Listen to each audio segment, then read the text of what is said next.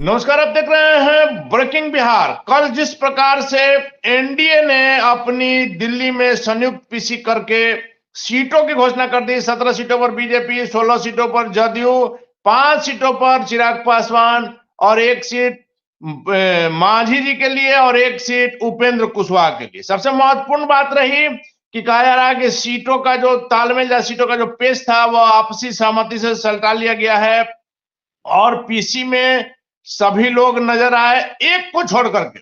उपेंद्र कुशवाहा के कोई प्रतिनिधि वहां मौजूद नहीं थे। लोजपा के बिहार के प्रदेश अध्यक्ष राजू तिवारी से लेकर के हम के प्रतिनिधि, जदयू के राज्यसभा सांसद संजय झा और बीजेपी के तमाम जो नेता इससे जुड़े हुए हैं वो लोग थे। लेकिन उपेंद्र कुशवाहा के किसी प्रतिनिधि के नहीं होने से सवाल उठता है। हालांकि लगातार उपेंद्र कुशवाहा ने कहा है कि किसी प्रकार की कोई दिक्कत नहीं है, सीटों का बंटवारा हो जाएगा और प्रेस से बात करके हम लोग सीटों की बात नहीं करते हैं। जो भी बात होगी आप लोग को खबर कर दिया जाएगा।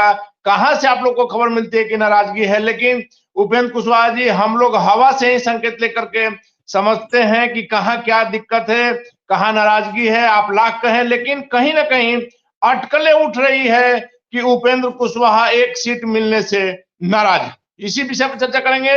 सुमन जी हमारे साथ है। सुमन जी, लगातार उपेंद्र कुशवाहा ने कहा है, हम इस बात से इनकार नहीं कर सकते, उन्होंने सीधे तौर पर कहा है, कई बार कहा है कि कोई नाराजगी नहीं है, सीटों का बंटवारा हो जाएगा, आपसी सामंजस्य से हो जाएगा। लेकिन कल जिस प्रकार की तस्वीरें सामने आई, क्या नहीं लग रहा है कि उपेंद्र कुशवाहा नाराज है? बिना आग का धुआं नहीं होता है। जब 5 पार्टियों का गठबंधन है बिहार में, भाजपा के प्रतिनिधि वहां मौजूद हैं, लोजपा रामविलास के प्रतिनिधि वहां मौजूद हैं, वहां जीतन राम मांझी के प्रतिनिधि मौजूद हैं, तो उस स्थिति में अगर आपका प्रतिनिधि, उपेंद्र कुशवाहा का प्रतिनिधि दल का कोई नहीं मौजूद है तो जाहिर सी बात है कि आशंकाओं को बल मिलेगा। देखिए, यहां बहुत सारी समस्याएं हैं और लगभग जब आप इतनी सारी पार्टियों को लेकर 40 लोकसभा पर चलते हैं और जब जिसमें 2 काफी बड़ी पार्टियां हैं, भाजपा और जदयू, तो वहां छोटी पार्टियों में किसी न किसी को यह महसूस होता है कि हमारा दमन किया गया, हमारा शोषण किया गया। यही एहसास उपेंद्र कुशवाहा को लग रहा है कि 2014 में जो 3 सीटें हमें दी गई थी, जहानाबाद, काराकाट और सीतामढ़ी, इन तीनों सीटों के बारे में हमें यह वादा किया गया था, प्रॉमिस किया गया था कि आपकी ये तीनों सीटें यथावत बनी रहेंगी। लेकिन नीतीश कुमार के आने के बाद से तो समीकरण बदल गया। लगातार रूसा फूली वाला खेल चल रहा है यहां पर। और सबसे बड़ा दिक्कत क्या है, देखिए, मुकेश सहनी से भी लगभग डील तय हो गया था, लेकिन मुकेश सहनी की मांग जो थी कि चिराग पासवान से हमको किसी कीमत पर कम नहीं चाहिए। मांझी, इस प्रकरण में आप देखेंगे तो सबसे होशियार तो जीतन राम मांझी निकले कुछ लोगों के नजर में। हालांकि कुछ लोगों के नजर में यह भी प्रश्न है कि बताइए, 4 विधायक वाली पार्टी को 1 सांसद का सीट मिलता है और जिसका 1 विधायक नहीं है उसको 5 सीट मिलता है। निश्चित तौर पर चिराग पासवान ने अपनी ताकत दिखाई है, इसमें कोई शक नहीं है जी। इस परिस्थिति में राजनीतिक गलियारे में यह खबर पूरी तरीके से चल रहा है कि उपेंद्र कुशवाहा 1 सीट मिलने से नाराज बताए जा रहे हैं और उनका नहीं आना, मीडिया का फोन भी नहीं उठा रहे हैं। ये सारी चीजें इशारा कर रही हैं कि वो केंद्रीय नेतृत्व से भाजपा के नाराज हैं और वो अपनी नाराजगी दिखा रहे हैं, वो बार्गेनिंग करने की अभी भी कोशिश कर रहे हैं। राजनीति जो आज जो है, आप ये समझ सकते हैं कि कोई ये क्या कहते हैं, आश्रम नहीं है। ये लोग नेता लोग कोई सन्यासी नहीं है कि दिन दुनिया से देश से हटे हुए हैं, सांसारिक जीवन से हटे हुए हैं। सबकी अपनी महत्वाकांक्षा है। इसका एक सीधा प्रमाण आप देख सकते हैं, जिस प्रकार से केंद्रीय मंत्री पारस जी लगातार कहते हैं कि हमारी कोई महत्वाकांक्षा नहीं है, बिना किसी शर्त के हम बीजेपी के सबसे पुराने सहयोगी बने हुए हैं। लेकिन जब सीटों की बात आई तो समझ में आ गया, अगर आप अभिन्न सहयोगी हैं, अगर आपको किसी प्रकार की कोई लालसा नहीं है, तो जब सीटें नहीं मिली तो आप बीजेपी के साथ बने रहिए। बीजेपी ने तो कहा भी था कि आपको आगे देखा जाएगा और निश्चित तौर पर देखा जाएगा, नहीं देखा जाएगा, यह बात की बात है। लेकिन हमारा कहना है कि सीधे तौर पर बात यह आ गई कि अगर सीट नहीं मिलेगा तो कोई सहयोगी नहीं है, सभी अपने अपने मतलब से बने हुए। जी बिल्कुल बिल्कुल। यहां कोई जनता की सेवा करने की बात नहीं है कि हमको आप सीट नहीं दे रहे हैं, हम जनता का सेवा नहीं करेंगे, हम आपसे विद्रोह करके जनता का सेवा करेंगे। यहां खुद मेवा लेने की बात है। यहां जनता को की भी सेवा की बात रहती सुमन जी, तो आज अगर आप किसी गठबंधन में होकर के अगले गठबंधन की बुराई करते हैं, कल इस गठबंधन से टिकट नहीं मिलेगा, जो विरोधी आपका जिसका आप बुराई कर रहे थे तो उस गठबंधन में जा रहे हैं, तो किस मुंह से फिर आप उसका बुराई आप प्रशंसा करेंगे? देखिए, बिहार की राजनीति में अभी बहुत कुछ बदलाव होने वाला है। हमारे पास जो जानकारी है कि आज दोपहर में केंद्रीय मंत्री पशुपति पारस अपने पद से इस्तीफा दे सकते हैं। वो बड़ी घोषणा भी कर सकते हैं। अब किस प्रकार की घोषणा करेंगे, क्या बोलेंगे, ये तो आने वाला समय वक्त बताएगा। लेकिन माना जा रहा है ना कि पारस जी लालू प्रसाद यादव के संपर्क में है, और जिन सीटों पर चिराग पासवान अपने उम्मीदवार खड़ा करेंगे, जितनी सीटों पर चिराग पासवान खड़ा होंगे उतनी सीटों पर पारस जी भी अपने कैंडिडेट खड़ा करेंगे। देखिए, बात राजनीतिक लड़ाई से आगे बढ़ चुकी है। राजनीतिक लड़ाई से पारस जी का और चिराग पासवान की ये जो आपस की खींचतान है, लड़ाई है, ये राजनीतिक लड़ाई से काफी आगे निकल चुका है। यहां पर परिस्थिति ऐसे बन गई है कि न खेलेंगे न खेलने देंगे, हम तो खेल ही बिगाड़ेंगे। क्या लग रहा है, खेल बिगड़ेगा?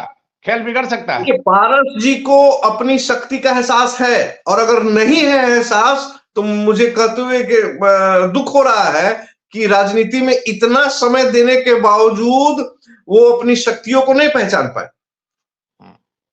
और पारस जी को तो कहा जाता है काफी अनुभवी व्यक्ति हैं। लगातार कहा जा रहा था कि चिराग पासवान की जितनी उम्र है उतना ज्यादा उनका राजनीतिक अनुभव है।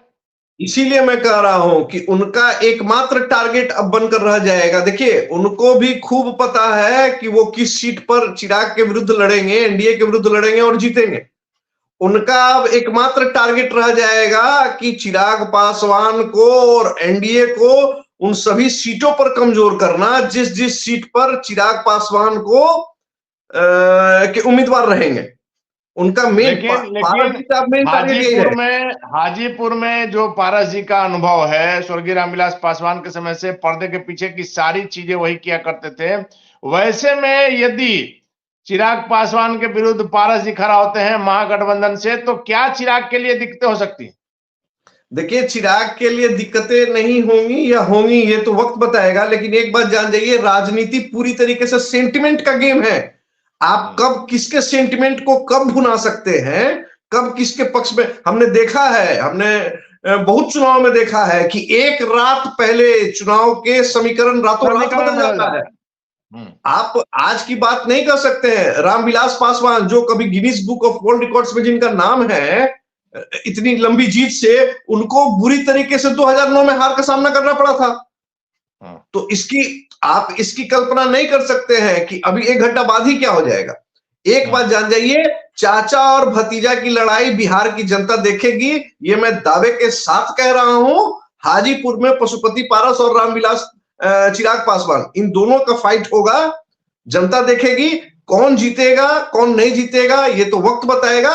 लेकिन आप राजनीतिक विश्लेषक हैं, आपको नहीं लगता है कि पारस जी के साथ बीजेपी ने न्याय नहीं किया?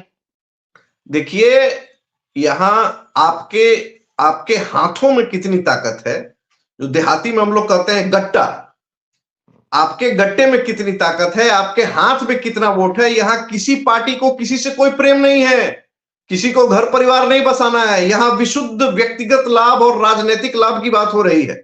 आप एक बात समझ ले, आप उनके प्रति लॉयल हैं, आप कितने भी लॉयल हैं। देखिए, नेपाल अगर आज के डेट पे शांति की बात करे तो कोई कहेगा कि भैया तुम्हारी तो औकात ही नहीं है कि युद्ध की बात करो। लेकिन अमेरिका अगर शांति की बात करता है तो लोग कहेगा कि देखो इसके हाथ में इतनी ताकत है और फिर भी ये शांति की बात कर रहा है। तो पारस जी का स्थिति आज के डेट में वही हो गया है। वो कितने भी समर्पण, उन्होंने अपना समर्पण, भरपूर समर्पण दिखाया भाजपा को, लेकिन भाजपा भी तो देख रही है ना कि पासवान समाज को उनके समर्पण पर कोई ध्यान नहीं दिया। निश्चित तौर पर पारस जी का भी सामने आया कि सीटों को लेकर के जो स्थिति है, लेकिन बीजेपी ने भी तो उन पर ध्यान नहीं दिया। देखिए, बात समझ लीजिए, एकदम क्लियर कट बात है। इन लोगों को देखिए, भाजपा को 2024 में नरेंद्र मोदी की सरकार बनानी है। नरेंद्र मोदी की सरकार बनाने के लिए उनको किसी की भी बलि देनी पड़े, वो देने के लिए तैयार है, चाहे वो पशुपति पारस हो या कोई अन्य हो। उनको खूब पता है कि पारस आज हमारे लिए उपयोगी नहीं है, उनको दूध की मक्खी की तरह निकालकर फेंक दिया उन लोगों ने। जी आखिरी सवाल है सुमन जी, उपेंद्र कुशवाहा की जो नाराजगी की बात आ रही है, हालांकि हमने लगातार कहा है कि उपेंद्र कुशवाहा ने कई दिनों से, कई महीनों पहले से इसका खंडन किया और उनका कहना था कि जो भी बातें हैं वो एक टेबल पर बैठ के होती है, मीडिया के सामने नहीं होती है, जो भी जानकारी होगी आप लोगों को बताया जाएगा, हम कहीं नाराज नहीं है, सीटों का बंटवारा हो जाएगा। लेकिन कल जिस प्रकार की तस्वीरें सामने आई संयुक्त पीसी में, उपेंद्र कुशवाहा की नाराजगी क्या कोई गुल खिलाएगी? देखिए, उपेंद्र कुशवाहा की नाराजगी अगर गुल खिलाती तो भाजपा ऐसा नहीं करता। भाजपा ने जब से सम्राट चौधरी को अपना प्रदेश अध्यक्ष नियुक्त किया है और नीतीश कुमार की जब से एनडीए में वापसी हुई है, भाजपा के लिए उपेंद्र कुशवाहा कोई बहुत कीमती एसेट्स अब नहीं रहे हैं। मतलब भाजपा ऐसा नहीं कि उनको छोड़ना बीजेपी चाहती है। आप इसको ढोना कह सकते हैं कि बीजेपी चूंकि पहले से तालमेल है इसलिए उनको ढो रही है। क्योंकि कमिटमेंट उनको किया गया था कि हम आपको अपने साथ रखेंगे। इस परिप्रेक्ष्य में अगर आप देखें तो भाजपा के लिए वो आज के डेट में कोई बहुत कीमती तत्व नहीं है। नहीं तो भाजपा अगर मेरा सवाल अभी भी वही है, उसका जवाब नहीं मिला कि अगर उपेंद्र कुशवाहा किसी कारणवश छोड़ना चाहते हैं तो बीजेपी मनाने का प्रयास नहीं करेगी, क्योंकि बीजेपी चाह भी रही होगी कि आप छोड़ दीजिए भाई, हमारा सीटें बढ़ जाएगा। देखिए, एक बात समझ लीजिए, बिहार की राजनीति को समझने के लिए मैं थोड़ा सा विषयांतर हो रहा हूं, इस बात को समझना होगा। देखिए, कुशवाहा वोटर जो है ना और फॉरवर्ड में राजपूत वोटर, इन दोनों वोटरों की एक खासियत होती है, ये कभी भी किसी दल के प्रति उतना समर्पण नहीं है जितना ये अपनी जाति और अपने कैंडिडेट के प्रति होते हैं। काराकाट में अगर एनडीए का प्रत्याशी रहे, कुशवाहा बिरादरी का रहे और विपक्ष से भी अगर कुशवाहा बिरादरी का हो और महागठबंधन का प्रत्याशी हो, इस परिस्थिति में एनडीए के साथ कुशवाहा वोटर ज्यादा जाएंगे, ये भी एक सत्य है। लेकिन जहां भी कुशवाहा वोटर रहेंगे, विपक्ष में अगर कुशवाहा वोटर नहीं है तो वहां कुशवाहा वोटर हमेशा देखा गया है कि वो लामबंद हो जाते हैं अपने जाति के वोटरों के लिए। इसीलिए मुझे नहीं लग रहा है कि उपेंद्र कुशवाहा कोई बहुत बड़ा गेम करने वाला है। धन्यवाद सुमन जी इन तमाम जानकारियों के लिए। तो निश्चित तौर पर उपेंद्र कुशवाहा की नाराजगी की बात आ रही है, हालांकि हमने लगातार कहा कि उपेंद्र कुशवाहा ने इसका हमेशा खंडन किया, लेकिन जो कल तस्वीरें आई उसको लेकर के अटकलें चल रही है कि क्या उपेंद्र कुशवाहा एक सीट मिलने से नाराज है। और सबसे महत्वपूर्ण बात है कि केंद्रीय मंत्री पारस जी आज बड़ी घोषणा कर सकते हैं, एनडीए छोड़ सकते हैं। लालू प्रसाद यादव से कहा जा रहा है कि उनकी बातें हो गई है और वैसे में चिराग पासवान जहां जहां अपने कैंडिडेट उतारेंगे वहां से केंद्रीय मंत्री पारस भी अपने कैंडिडेट उतार सकते हैं। चाचा भतीजा की लड़ाई दिलचस्प होते जा रही है, इसका परिणाम क्या होगा यह देखना काफी महत्वपूर्ण होगा। फिलहाल बने रहे ब्रेकिंग न्यूज़।